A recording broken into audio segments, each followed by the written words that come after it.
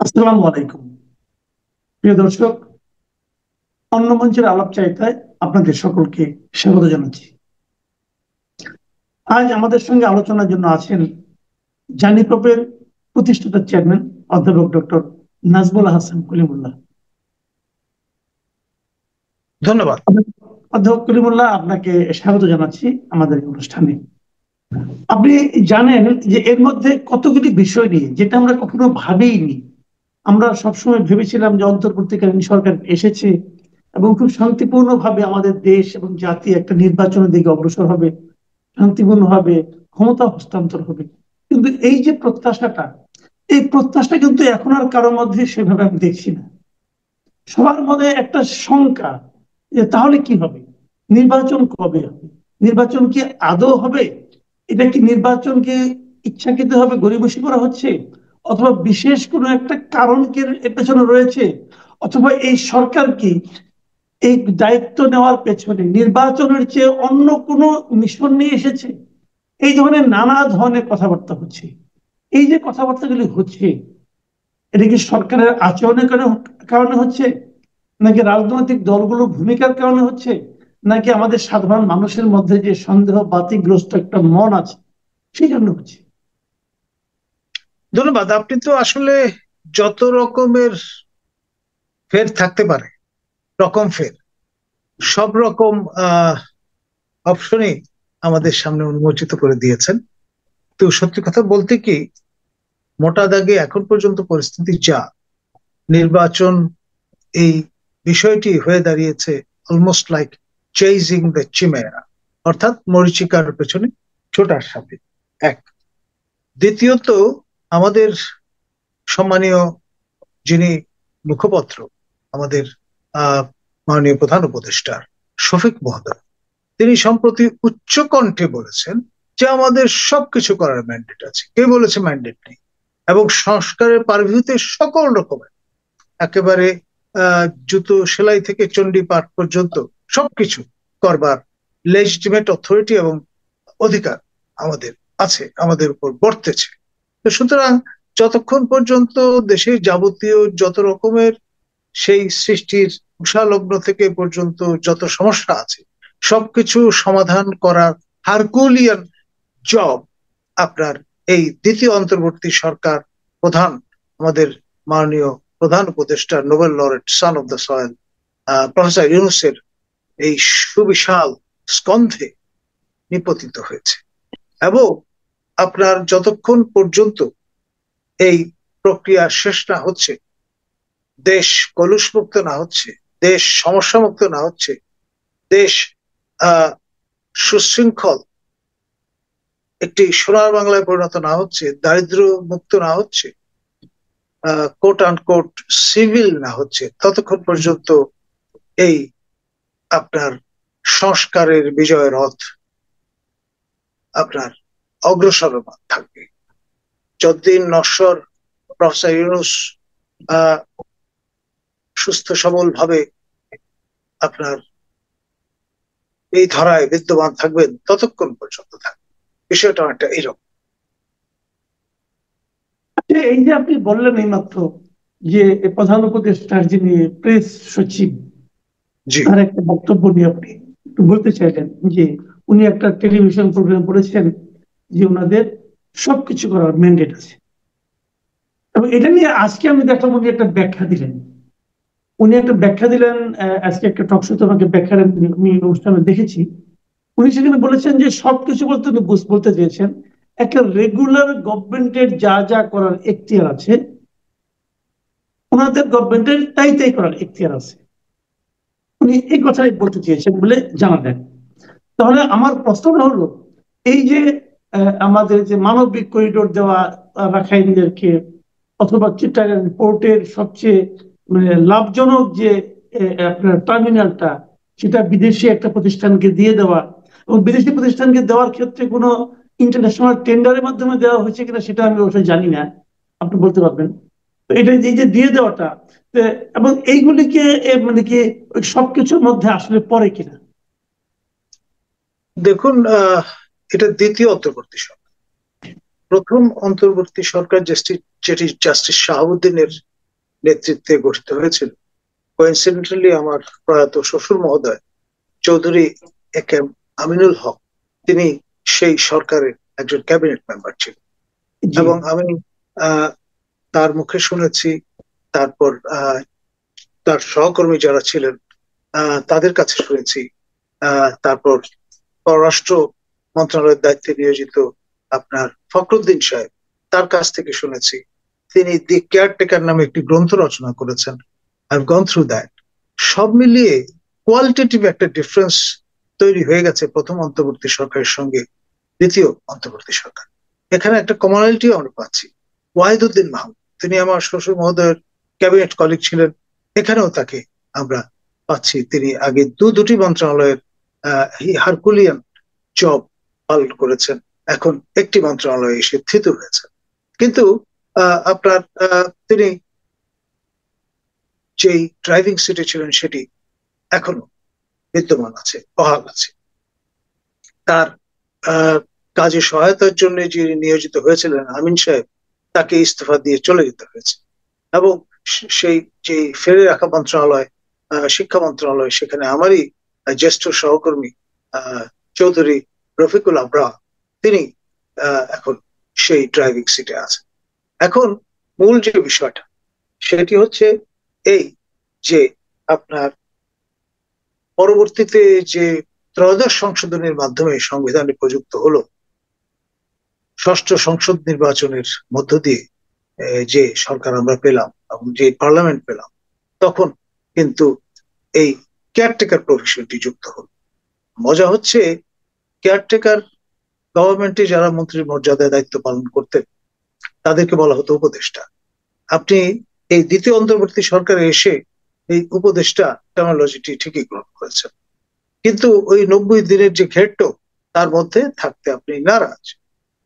তাবৎ এই পৃথিবী এবং সূর্যের মাঝখানে যাবতীয় যত রকমের বিষয় আসা আছে সবকিছু কিন্তু আপনি করবার জন্য ম্যান্ডেটেড। এটা আমাদের শফিক মহোদয় হয়তো সর্বশেষ বলেছেন।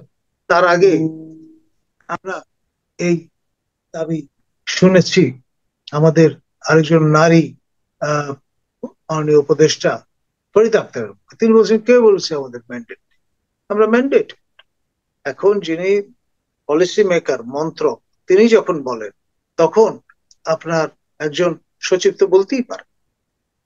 এখন বিষয় যেটি সেটি হচ্ছে আমাদের মাননীয় প্রধান উপদেষ্টা তিনিও মনে করেন বিষয়টা এরকম, এবং তাদের কণ্ঠে আমি জাস্টিস লতিফুর রহমানের ধ্বনি খুঁজে পাই।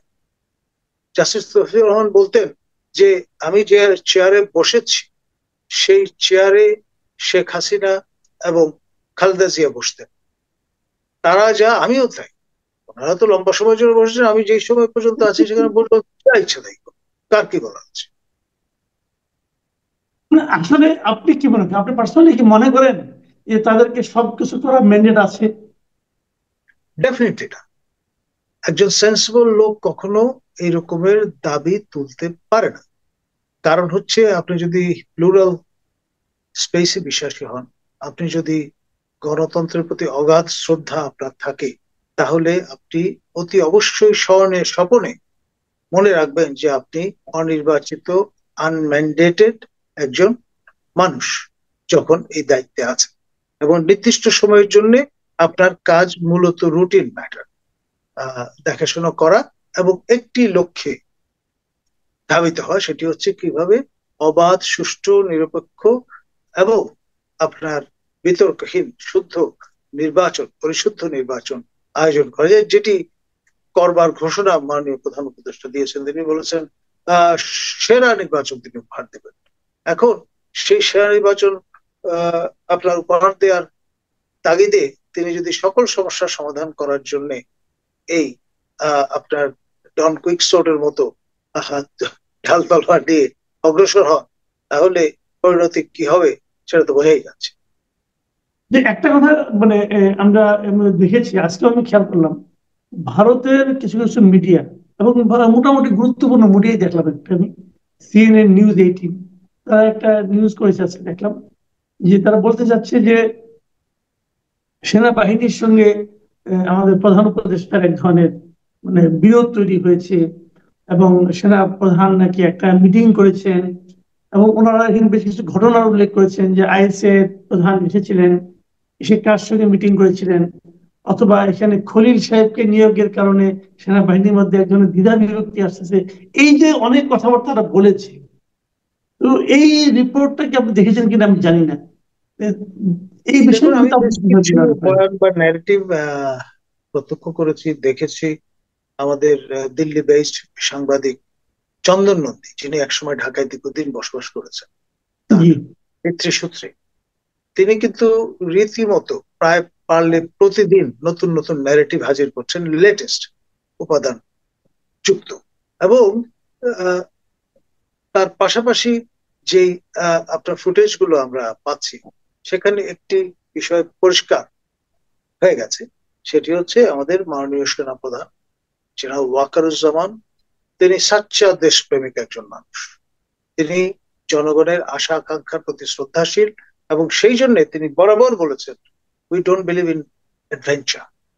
এবং তিনি রয়টারের সঙ্গে যে সাক্ষাৎকার দিয়েছিলেন এই সরকারের শুরুর দিকে, পরিষ্কার বলেছেন যে আমরা 18 মাস পরিপূর্ণ সহযোগিতা প্রদান করব, গ্যারান্টি। 18 মাসের মধ্যে নির্বাচন করতে হবে, এবং সেটি আপনার ডিসেম্বরে এসে দাঁড়ায়। এবং তারপরে তিনি এক অর্থে ইঙ্গিত যেটি পাওয়া যাচ্ছে, যে তিনি গ্যারান্টি দিচ্ছেন না যে তিনি পরিপূর্ণ সহযোগিতা করবেন বা তার সহকর্মীরা পরিপূর্ণ সহযোগিতা করবেন। এখন যদি ব্যাপারটা সিরিয়াসলি আপনি না নেন, তাহলে সমস্যা আছে। আমরা যারা ইউনিফর্ম পরি, আমরা যা বলি তাই করবার চেষ্টা করি। পৃথিবীতে যাবতীয় যা কিছু সম্ভব নয়, যদি আদেশ করা হয় সেটিও সম্ভব করে দেখাতে আমরা সর্বদা প্রস্তুত। যে কথাটি আমাদের সেনা কালচারে বলা হয়, সেটি হচ্ছে নাই পয়দা কর, বিষয়টা এরকম।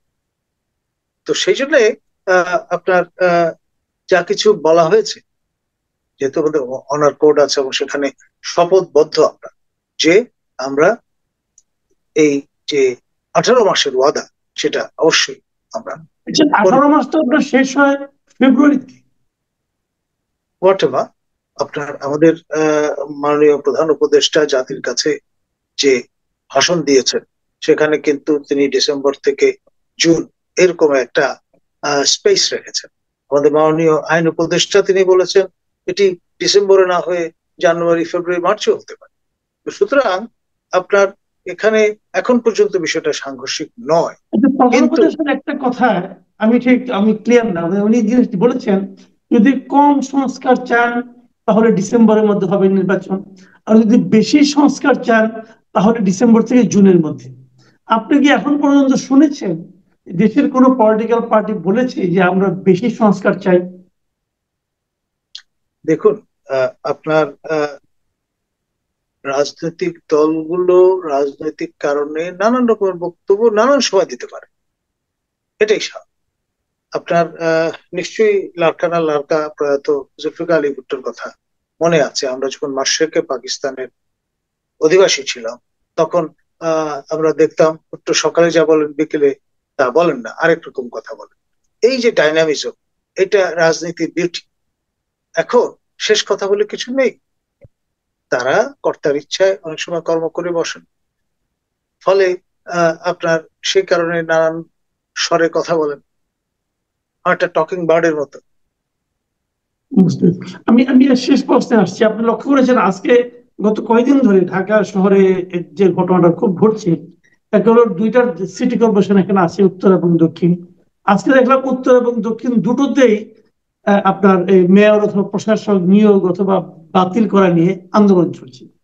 উত্তরে আন্দোলন চলছে এজাজ সাহেবকে বাদ দিতে হবে, আর দক্ষিণে আন্দোলন চলছে যে ইশরাক সাহেবকে শপথ করতে দিতে হবে এবং তাকে চেয়ারে বসতে দিতে হবে। এবং এটা নিয়ে এক ধরনের টাগ অফ ওয়ার চলছে, যে আসিফ মাহমুদ সজীব ভুঁইয়া, যিনি এই সংক্রান্ত মন্ত্রণালয়ের দায়িত্বপ্রাপ্ত উপদেষ্টা, তার সঙ্গে ইশরাক সাহেবের। এবং এখানে অনেকগুলো দৃশ্যগুলো আমরা দেখতে পাচ্ছি যেগুলো নাকি আমরা দেখার জন্য আন্তরিকভাবে মেন্টালি প্রস্তুত ছিলাম না। তো আপনি এই দুটো বিষয়কে কিভাবে মূল্যায়ন করছেন? দেখুন, ইশরাক মহোদয় কে, সেটাও কিন্তু আপনাকে ধর্তব্যের মধ্যে দিতে হবে। তিনি প্রয়াত আমাদের এই একক সিটি কর্পোরেশন হিসেবে রাজধানী শহর যখন ছিল, সেই শহরের নির্বাচিত মেয়র সাদেক হোসেন খোকা, যিনি বীর মুক্তিযোদ্ধা এবং সেই সঙ্গে শেখ হাসিনাকে ভোট যুদ্ধে পরাজিত করবার গৌরবের অধিকার। আমার পরিষ্কার মনে আছে, আপনার তারই বন্ধু আপনার সতীর্থ একসময় আপনার যে সাভারে আমাদের ক্রীড়া শিক্ষা বিষয়ক প্রতিষ্ঠানটি আছে জিআইতে, সেই প্রতিষ্ঠানে কর্মরত ছিলেন। তাকে বুদ্ধি দিয়েছিলেন যে খুবই পপুলার একটা কাজ হবে যদি আপনি পুরো শহরের মহল্লায় মহল্লায় আপনার ক্যারাম বোর্ড উপহার দেন, সবাই মাতোয়ারা হয়ে যাবে এবং এটার ফল আপনি পাবেন। এবং তাই হয়েছে, তিনি বিপুল ভোটে জয়লাভ করেছেন। এই যে ক্রেডেনশিয়াল তাকে কিন্তু ভিন্ন অবস্থানে নিয়ে গেছে, জাতীয় ব্যক্তিত্বে তিনি পরিণত হয়েছেন। এবং এই 111 সরকারের সময়ও কিন্তু তাকে টলারেট করতে হয়েছে তৎকালীন আপনার সরকার। তো ফলে সেই রকম একজন যোগ্য ব্যক্তির পুত্র তিনি আপনার এইরকম একটি লেজিটিমেসি নিয়ে যখন আপনার সংক্ষুব্ধ একটা অবস্থান নেবেন এবং তার যারা অনুসারী তারা যখন সেটা আপনার কার্যকর করবার জন্য জান প্রাণ দিয়ে কাজ করবে, তখন এরকম পরিস্থিতি হবে। এখন বিষয়টা কোন পর্যায়ে গেছে, কতটা তেতো হয়েছে, সেটি স্থানীয় সরকার মন্ত্রণালয়ের দায়িত্বে নিয়োজিত মাননীয় উপদেষ্টা তার কুশপুত্তলিকা আমরা দেখলাম চপাটাঘাত করা হচ্ছে। এটি এই অগাস্টের এই 8-9 মাস মাথায় অন্যতম কান্ডারি জিডি, যিনি one of the employers of আমাদের Nobel laureate professor Mohammad Yunus, তাকে আপনি এইরকম একটা নিগ্রহের মধ্যে ফেলে দেবেন, সেটি আসলে মানে অনেক দূর চলে গেছে বিষয়টা। এটা সিম্বলিক, কিন্তু আপনার যে নোটিফিকেশনটা দেয়া হচ্ছে সেটা একটা শেষ বিদায়ের ঘন্টা। না, এটা আসলে আপনি কি মনে করতে পারেন এর আগে কোন ওই ধরনের অন্তর্বর্তীকালীন সরকারি বলেন অথবা তত্ত্বাবধায়ক সরকারি বলেন, কোন সরকারের এই ধরনের যে নাকি অন্তর্বর্তীকালীন সরকার, এই ধরনের সরকারের কোন উপদেষ্টার ব্যাপারে অথবা পুরো সরকারের ব্যাপারে এরকম মানে আপনার রাজনৈতিক দলের বিক্ষোভ এর আগে আপনি মনে করতে পারেন? দেখুন, যে কোনো যেনতেন রাজনৈতিক দল তারা 3-3 বার সরকার গঠন করেছেন এবং বাংলাদেশে বর্তমানে সবচেয়ে বড় সক্রিয় রাজনৈতিক দল শহীদ জিয়ার প্রতিষ্ঠিত দল বেগম জিয়ার চালনা যেটি চলছে এখন, আমাদের তরুণ তুর্কি নেতা তারেক জিয়ার নেতৃত্বে অঙ্গুলি হেলনে যে দলটি চলছে, সেই দলের নেতা কর্মীরা সংক্ষুব্ধ, যারা এই রাজধানী শহরে বসবাস করে। কতটা অনন্য পায় হলে তারা এই রকমের কিমিকের আশ্রয় নিয়েছেন। সুতরাং তাদের পালসটা বোঝার চেষ্টা করতে হবে। গর্তমি করলে তো চলবে না। আপনি ইয়াহিয়া খান না, আপনি টিক্কা খান না, আপনি এই বিশাল সফল একটি বিপ্লবের মধ্য দিয়ে গঠিত সরকারের মাননীয় উপদেষ্টা এবং ওয়ান অফ দ্য ক্রুসেডার্স আমি বলবো অফ দিস রেভলিউশন। তো সেই জন্যে আসলে এর আগে যে সমস্যাটি দেখা দিল তার এপিএস কে নিয়ে, সেই গুঞ্জন কিন্তু এখনো শেষ হয়, চলছে। তারপর সরাসরি এপিএস না, স্বয়ং আপনার কুশপুত্তলিকা তৈরি করে আপনার গণ্ড দেশে যেভাবে পাদুকা ঘাত করা হচ্ছে, সেটি আসলে কোনো অবস্থায় জাস্টিফাই করা মুশকিল। আপনি যদি ম্যাচিওর বয়স্ক সিনিয়র প্রভিন্স সিটিজেন হতেন, তাহলে হয়তো ইতিমধ্যে বলতেন ধরনী দিয়ে হও আমি প্রবেশ করি। জি, অনেক ধন্যবাদ অধ্যাপক ডক্টর নাজমুল হাসান কলিমুল্লাহ। প্রিয় দর্শক, আপনি শুনলেন বিভিন্ন বিষয়ে, চলমান বিভিন্ন বিষয়ে ডক্টর নাজমুল হাসান কলিমুল্লাহ বিশ্লেষণ। আপনাদের কেমন লাগলো আমাদেরকে লিখে জানাবেন। সবাই ভালো থাকবেন। এখন পর্যন্তই। আল্লাহ হাফিজ।